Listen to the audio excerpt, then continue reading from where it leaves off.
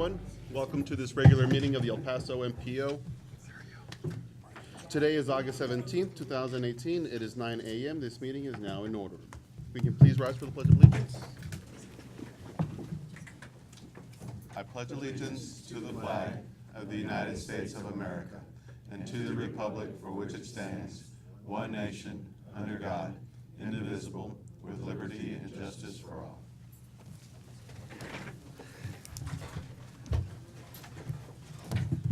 All right, the first item on the agenda is open comment period. Comment? For open comment, we have Mr. Mike Rooney. Okay. We have Semeli de Aslan. And just a reminder for public comment, it is a 3-minute mark for everybody. Sorry. Okay, thank you. Good morning. My name is Semeli de Aslan. I'm a resident of the Chamizal neighborhood. I'm a member of Familias Unidas del Chamizal, an organizing group in the area, and also part of the Environmental Justice Committee in the Chamizal area. Last summer, we began a youth camp with our youth. We began an environmental camp with our youth, and they brought to the table a lot of concerns that they saw within the neighborhood. And so we've been advocating to get some cleanup in our neighborhood, but I came this morning because we're concerned about the existing problems there generated by the inadequate transportation system and infrastructure within the Chamizal. A large population of families are being impacted by the hazardous factors there, to include the truck traffic that are backed up all along Paisano and where Bowie High School students cross the street, the International Bridge, as well as the I-10 traffic. The current infrastructure is, to be blunt, is outdated, and it does not support the community. The conditions of commerce development are really pressing upon the families. And so we're here to ask if there are any plans to support the Chamizal, which is already a designated CO2 hotspot and designated maintenance area. And so in that regard, I feel like there should be discussions, but we can't really find anything in that regard. So if there is a plan, we'd like to ask, what is it? Does it address the hazardous environmental concerns in the Chamizal? And if there is one, who evaluates it as well? Right now, the only plans we do know about is that there's plans to expand the port of entry, and also EPISD is putting in a maintenance transportation bus hub facility right smack dab in the middle of Bowie High School. We've evaluated these projects with independent scientific studies, which are all concerning as far as what they will be doing to our community, our health, and specifically our children. We do have the Chamizal National Park. We're wondering what protections are in there to at least protect our environment as well. And so those are my questions for you today. Commerce and industry is there temporary. They go in and out of our community, but they don't live there. We do. So what protections are being discussed? Who's planning for the Chamizal? And who's evaluating the situation? Because as of right now, the burden falls on the residents, and that's affecting children and elderly. We have about 6,000 people in the Chamizal district. Thank you so much. If you want to explain that, it's okay. Okay. Thank you. The next person is Hilda Villegas.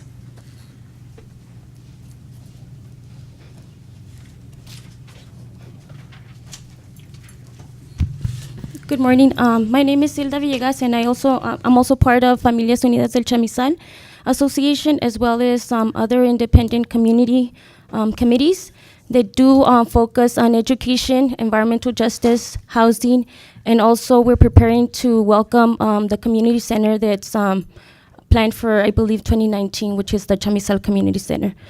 We are a committee that is composed of residents, so we are here to express the concerns of the residents, as well as to see how we can come about and that those interests of the residents are not overlooked when transportation plans are being designed or improved and reviewed in the Chamizal area.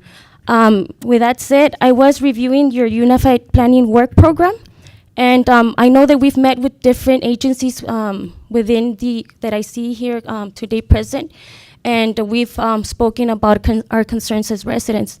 I know that right now at this point, things are being addressed according to the capacity or the ability or the jurisdiction of each agency over the problems that exist in the Chamizal. But we do have numerous agencies, and which are local, state, and federal, that operate at the Chamizal, especially because we are along the border.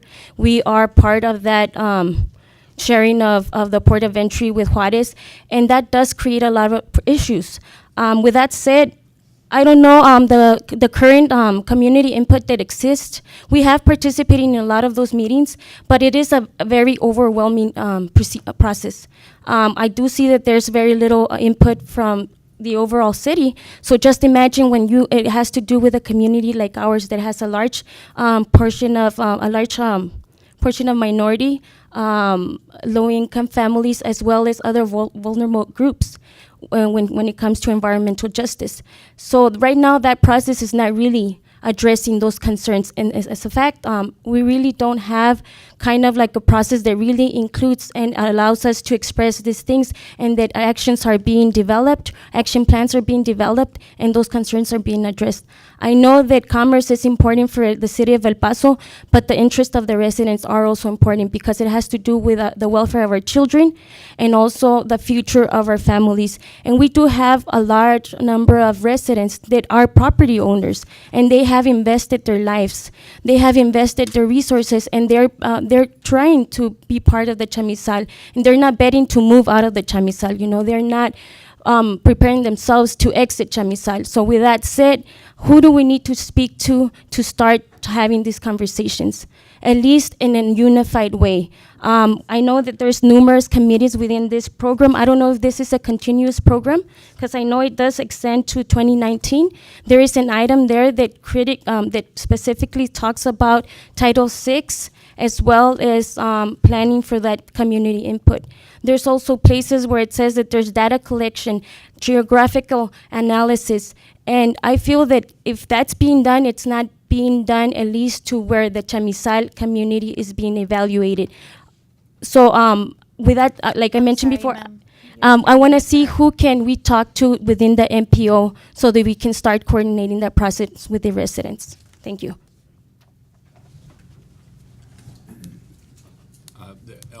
Roger Williams with the El Paso MPO.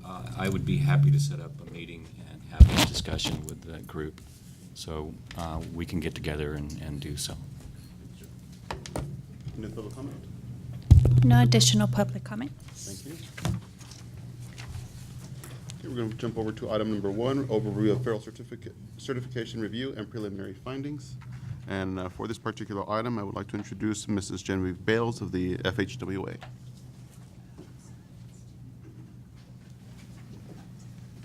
Good morning. Morning. Thanks for having us here this week. You guys have your staff has been great hosts, and your staff, TxDOT, MPO staff, transit folks. It's been great to meet with y'all. We started the federal certification review a couple months ago, starting with a desk audit. It's something that we do every 4 years. We look at the MPO planning process. We look at all the documents. We look at your interactions with the public. We bring in subject matter experts. We had our ITS people come. We had our ITS staff look over your ITS architecture, regional architecture. We safety folks came in. We had our freight specialist and international border specialist come in and look at your freight planning. And we took a look at all your documents. We met with your staff this week. Several of you were kind enough to meet with us and be open and frank and tell us about how the board is working, what needs to be improved, and future hopes for this board. So we really appreciate your time and attention and meeting with us. I am going to go over some draft observations. These are not going to be findings. So I know it says findings up here, but It's just going to be an overview of our draft observations right now. And the next couple months, we're going to have a report that someone will come to present to you. It will not be me. So it'll be Mike Leary, Jose Campos, or maybe FTA will come. Today we have some of our review team here. Mike Leary with our division office, Don Koski with FTA Region 6, Pearlie Tiggs with FTA Region 6, and they're part of our team. We had a much larger team. Most of them have already left. So I'm going to go over the draft observations. The first one is under FASTAC compliance observations, and it's the 2 MOUs for transit, state, and MPO needs to be put in place before October 1st, 2018 for Texas and New Mexico. The timing of one state's MOU will not delay the other state's planning process. So we said the Texas MOU needs to be in place before October 1st, 2018. Transit state of good repair targets need to be considered. So Metro TAM targets and state DOT group targets, these are developed for the small, urban, and rural areas, need to be considered, and adopt targets for the region before October 1st, 2018. FTA recommends a single set of transit state of good repair targets for the region where appropriate. The state safety targets were adopted by the MPO in February 2018 for both New Mexico and Texas.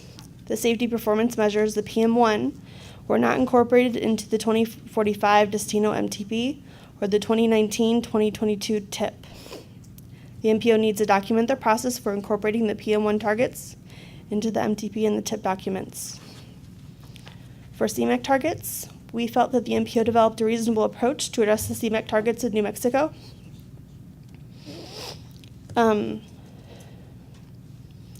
The documentation of FASTAC compliance needs to be updated to reflect discussion points made during our meeting and clearly document all of the processes and efforts made to address performance measures and planning factors. That's to say they're doing a lot more than they documented, so we want you all to take full credit for what you're doing to address the FASTAC compliance. The next area was transportation planning process observations. Several committees were identified, however, they are not all active. There needs to be a method in place to ensure meaningful consideration of rural transit and all stakeholders in the transportation planning process via subcommittee, ex officio, informal coordination of the transit agency's needs. And then the next one is, based on our observations and input from the interviewees, there is a need to prioritize regional planning, develop timelines for major tasks, and adhere to these timelines. The steps for this process needs to be simplified and clearly, continuously communicated to stakeholders. Deviations to this process must be examined to understand any consequences and communicated to the stakeholders. Then it's a positive step to facilitate a regional, seamless, fair system for the area's public transportation providers. Cooperation, coordination, and communication are fundamental to the 3C process and the transportation planning process. The transportation planning process needs to be transparent in processes, improve communication, and stakeholders should find common ground to ensure a cooperative process. Training for the TPB members is a good practice, and we encourage the MPO to continue with this effort and explore additional training opportunities for stakeholders. Our next area was overview of the MPO. It appeared that there is coordination between Mesilla Valley and the El Paso MPOs. We believe more formalized and frequent contact between staff and boards would be positive. The next area was MTP, STIP, physical constraint. Outreach for the 2045 Destino MTP to 7 different areas and the development of goals and performance standards from the public meetings and the stakeholders was a positive approach. Some of those that we interviewed did not feel that the 30-day project solicitations allowed for adequate project development time.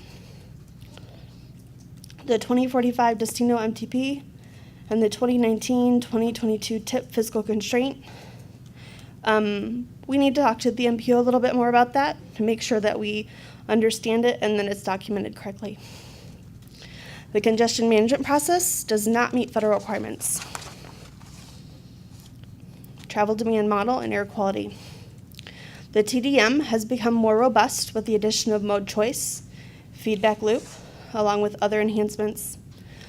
There are a lot of opportunities for advanced technical analysis utilizing the new model, such as scenario planning, EJ analysis, etc.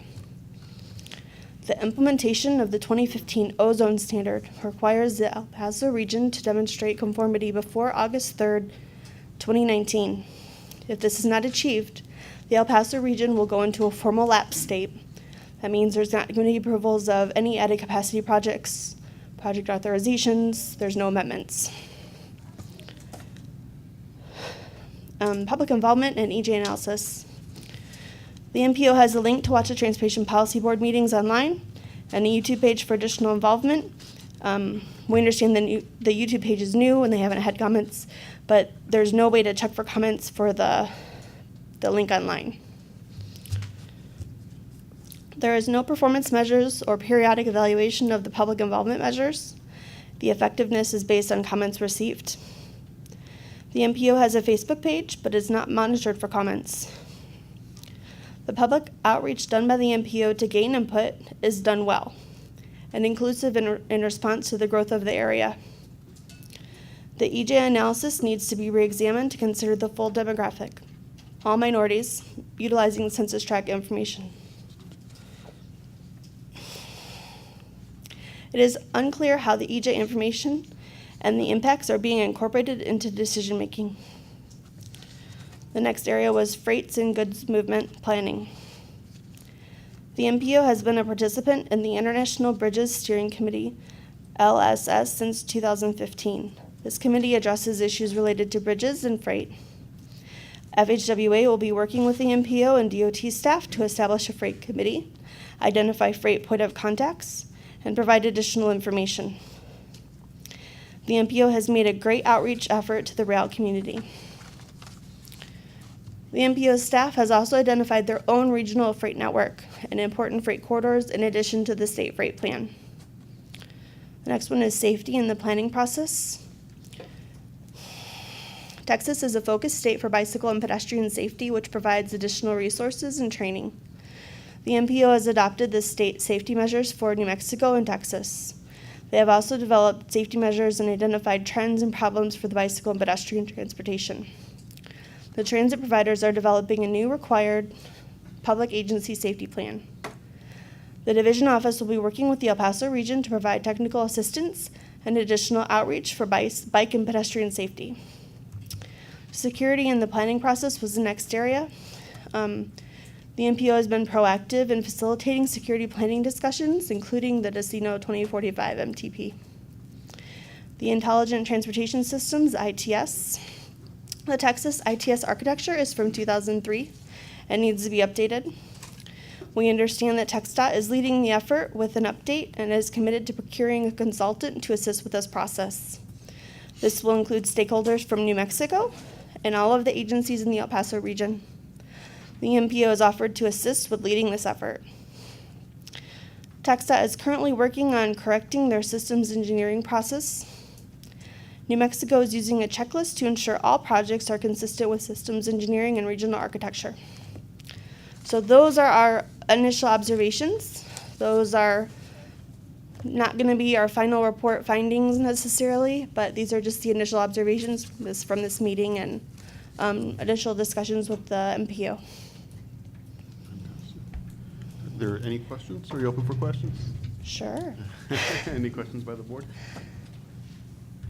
Yes, sir. When do we start the report?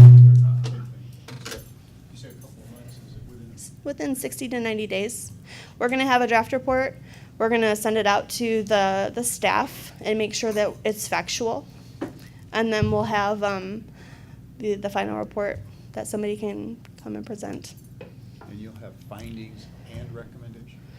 Well, we're going to have... put out findings and it's up to us to decide. We're going to have observations. We're going to have possibly corrective actions, recommendations, commendations. So maybe best practices, something that this region is doing very well that we want to recognize. Recommendations, something that you're doing, you might be meeting the standard, but you could do better. Corrective actions are going to be something that you're not necessarily meeting the federal requirement. So we're going to be working with you to improve it. And the observations that were listed today, are those going to be available outside of the minutes of the meeting today, or? We're going to be sharing them with the staff and make sure that they know, because there's a couple areas that we definitely want them to address before we have any final report. Fantastic. Any other questions? Yes, sir. Just clarity on the question for conformity for the congestion. The requirements, you said August, but we need to submit by August. Let me go back. That's not my area of expertise. For the air quality, there's a new ozone standard, the 2015 ozone standard, which is going to require the El Paso region to demonstrate conformity before August 3rd, 2019 with the 2015 ozone standard. And if that doesn't happen, then it will be a formal lapse. We won't be able to move forward any capacity projects or amendments or authorizations.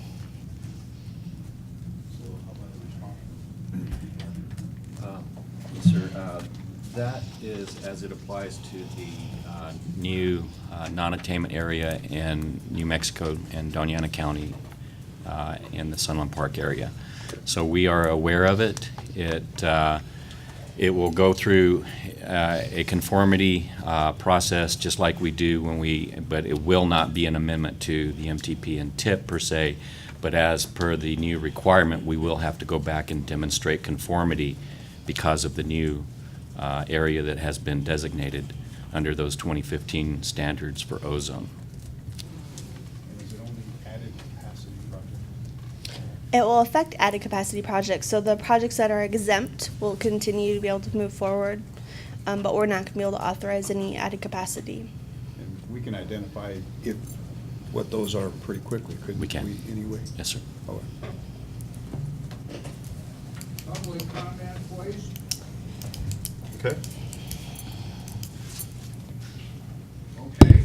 Yes, sir. Go ahead. Public comment, Mr. Mike Rooney.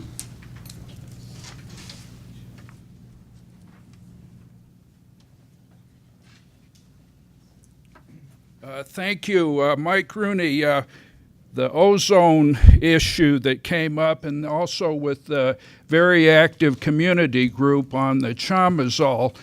Now, it seems like the city gets caught in a catch-22 on something like this. We have 3 school districts who take a good portion of our local property taxes who have declining student enrollment. Isleta could make a case to close Riverside High School in an older area of El Paso. EPISD is unusual because they're moving their central headquarters. They have to move it off of city property in about a year and a half. So they're moving facilities into the community, some of the older portions. Now, what they've elected to do is put this new bus hub down at Bowie High School. It seems like that adds value to that high school, which has always had a problem with low, grades. And so you could really make a very sound case to close Bowie High School. By that school district putting money down there, it seems like it adds value to that high school in that area. That area around the Chamizal is also, that whole area down there, I guess you could say is really an underserved area. People are moving out of it. So it seems like the city gets caught in a catch-22 where they're trying to add value to these areas, and then they can get beat over the head by the federal government. So could you kind of look closely at that? The city's putting money into the bus service. They put money into trolley, hoping that it'll redevelop some of those older areas. It seems like El Paso Independent School District is trying to do the same thing. So can you take that into consideration as you're looking at that difficult ozone area? I believe El Paso said they're going to use, compressed natural gas, to try and meet the stiff requirements. Thank you. Any other questions by the board? I just thank you to Mrs. Bales and her team for coming down here. We do appreciate the comments and the observations. Thank you. Moving on to the rest of the agenda here, we have item number 2, approve the motions and minutes for the July 27, 2018 Transportation Policy Board meeting. Is there a motion to approve? I have a motion on the floor. Second. The motion has been seconded. Any discussion? I'm sorry, who seconded? Any discussion? Seeing none, all those in favor say aye. Aye. All opposed say nay. Abstentions. Motion carries unanimously. Item number 1 has been approved. Excuse me, item number 2 has been approved. Moving on to item number 3, request TPB support via a resolution for New Mexico Department of Transportation to provide the match for future federal planning funds. This particular item was actually added to the agenda from a request from the previous meeting. So we followed through with that particular request, and we're putting it for discussion and action by the board. Move to approve. So I have a motion on the floor made by Representative Pickett. Second. The motion is seconded by Representative No. Discussion by the board? Yes, sir. Thank you, Mr. Chair. First of all, I'd like to apologize to the board for missing last month's meeting. I do appreciate the unanimous approval of the MOU between El Paso MPO, Sunland Park, Anthony, and Doña Ana County. All 3 entities were involved in the drafting of that MOU. All 3 voted to approve that MOU, and ultimately all 3 have now signed that MOU. In my mind, that indicates a commitment to participate in that match. However, I disagree with the resolution that's before the board today. In my mind, it's based on a single funding aspect and doesn't take into consideration the other things that the NMDOT does in coordination with the local entities. A comment was made last month at the TPV that TxDOT provides that match for their entities. However, I don't think it's appropriate to compare TxDOT to NMDOT. The funding levels are different, regulations are different, directives are different, commission policies are different, and I just don't think it's appropriate to compare the two. We as a department do different involvement with our entities. For instance, we don't charge for utility permits, access permits. We don't charge for engineering consulting services. We manage local government projects and design those projects for our local entities, and we do not charge for those services. So again, I don't know that it's appropriate to compare the two. The other comment that I want to make is last month it was also brought up that there's risk of losing that funding if this match is not provided. And I'll tell you that I specifically, as the district engineer, understand that. As was brought up by MPO staff, last year, Federal Highway chose to no longer waive that match. It was mid-fiscal year for the entities, and I didn't feel it was appropriate to place a possible financial burden on those entities. I approached the general office. They ultimately responded that we as a department don't provide that match statewide for any of our 5 MPOs, and they would not provide that funding for this match. I ultimately paid for that out of district budget. I pulled that money from a maintenance pavement preservation project, and I provided the match out of my budget. So I acknowledge and recognize that without that match, there is risk of lost planning funding, and I will tell you that the district would never allow that to happen. If through some mechanism, this MOU, if an entity came to us and the match was a financial burden on them, I would find a way to provide that match. But with that being said, Again, I appreciate the approval of the MOU. I appreciate the entities working with us to provide that match. But for the reasons I just explained, I'll be voting no on the resolution provided before the board today. Yes, sir. Trent, the discussion last month, and since you weren't here, was all a positive discussion on trying to find a way to support, and you're right, you know, comparing TxDOT to New Mexico DOT sometimes comes easy, and your explanation makes sense. Me, one, I don't want to do anything that would hurt your relationship, because it's not just MOUs and money, and if that's what you feel, I'd like to hear from some of the other New Mexico members too, if they don't mind, if they have an opinion, because this item was strictly as trying to show, I think, regional support. And in your opinion, does it just not help? If that would not be, I don't think, my what I would want to do. I mean, I'm going on what you're saying right now. I mean, have you talked to your other New Mexico partners here on the board? Does they feel the same way, or? I just want to add, on behalf of the city of Sylvan Park, I'll be voting against this particular item. After hearing the explanation from Trent, we do have a very good working relationship with NMDOT, and we've gotten the answer, I think, that we were looking for. If the resolution was to be approved and it'd go to NMDOT, we already have the answer right Mr. before Chairman, I us. would like to withdraw my motion I made at this time and just go on to another item. I just withdraw my motion, and I don't think I need to make a motion to delete anything. Just withdraw my motion. I understand the discussion. Fantastic. Okay with that? I'll withdraw. Okay. Mr. Chair? Yes, sir. If I may, I would like to respond to Representative Pickett's comment on our interactions with our New Mexico entities. I truly believe specifically our district, and I can't speak statewide per se, but for our district, I think that we have annual coordination meetings with the entities. We really try to fund and pursue and address the needs of our local communities. You know, I appreciate you withdrawing the motion.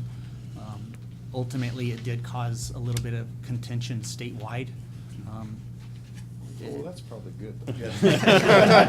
I don't apologize for that at all. Yeah, I agree with you on that. You know, locally to the El Paso EPMPO, it's between $12,000 and $15,000 annually.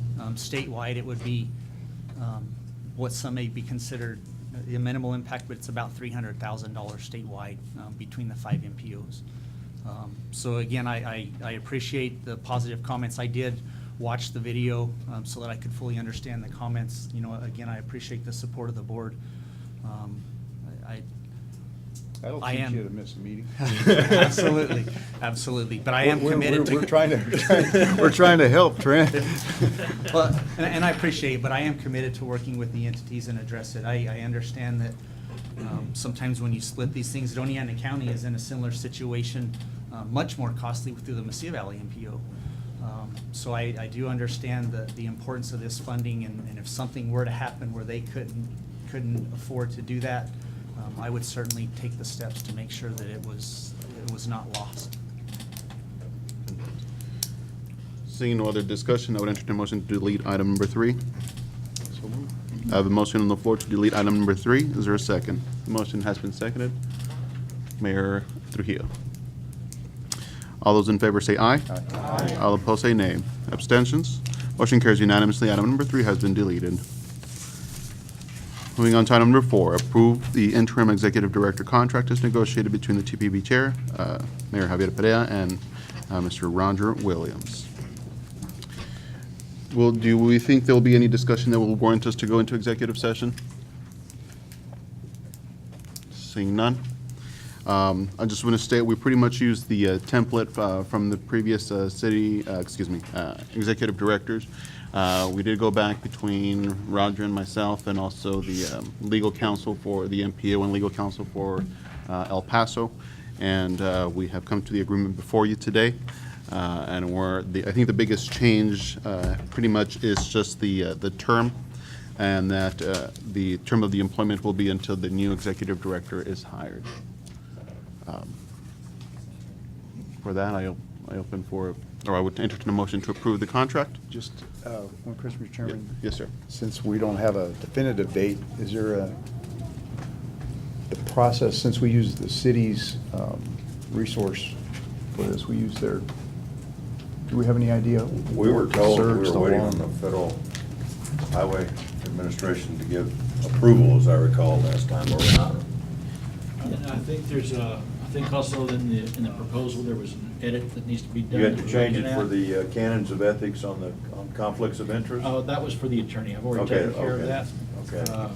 But it's the one about the actual choice of the candidates, that it be up to the board, and the proposal was originally written for the city, and so I just need to make that last edit, but because of all the flurry of action all this week with FHWA, we were gonna put this into next week's. I also recall there was some kind of permission required from FHWA we talked about, is that right? Yes, yeah. I That's think so. correct. Yes, sir. As far as that conversation goes with FHWA, they have approved that process that we have in place through the city of El Paso. Okay, well then, get us the data. We've gotten the approval before. We're ready to proceed. And I promise you we'll expedite it. What was the time period? Because we've only had 2 executive directors. What was the time period between our first and second? Does anybody remember, Mayo? It took the- approximately a year to. It took approximately a Yeah, year. I think it was about And 9 months again, I'm not total. opposed to it, just, it's better to have a date and extend it, but, I mean, it's not. Mr. Cricket, originally on that, the contract was drawn up as a 6-month. I made a recommendation to put an extension clause in there. Ms. Ruman with the city attorney's office reviewed it. She made the recommendation to have it open-ended until the position was filled.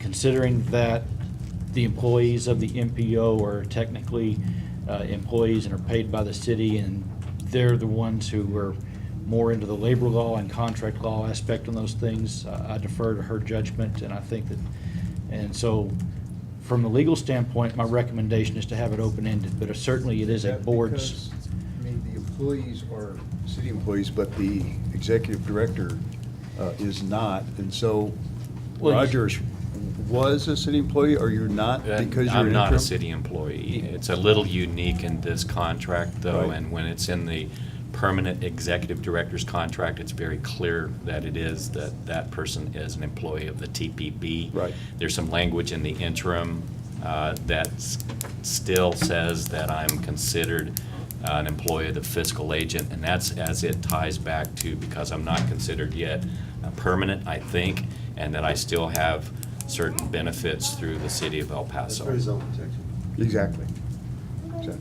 Okay. Were you talking about keeping the solicitation open? Is that what you're talking about? Or? We're Or talking were you about talking the about one Rogers? for the Contract. Rogers. Okay, okay, I just want to confirm, all right. I just kind of wanted an idea. It took us a Okay. year, so if we're kind of looking at that same, Okay. maybe a year since we're not putting in a specific date. The process that we'll undertake will take less than 6 months. It'll be in front of the board in less than 6 months unless there's a delay of some sort that's not caused by the process. Well, even though we're using the city, it's still, I'm assuming that we'll do the same thing. It'll go before an executive Right, committee so or I'm something, saying and that you and they will may get- reject all candidates and start over Exactly. again. It still may True. take a year. Exactly, but the process itself does not take a year. And just also, there is a termination clause, a 30-day notice from either party as well in the contract.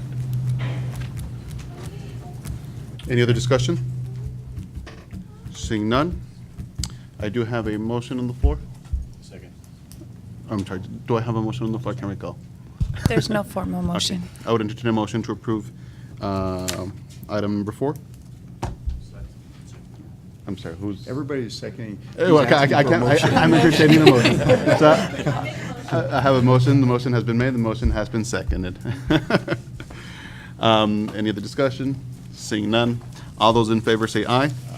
All opposed say nay. Abstentions? Motion carries unanimously. Item number 4 has been approved. All right, that's the end of our meeting here. The next TPB meeting was scheduled for 9 a.m. on September 21st. At this moment, entertain a motion to adjourn. I have a motion to adjourn. The motion has been seconded. I object. One We gotta objection. wait till 10 o'clock. We are adjourned.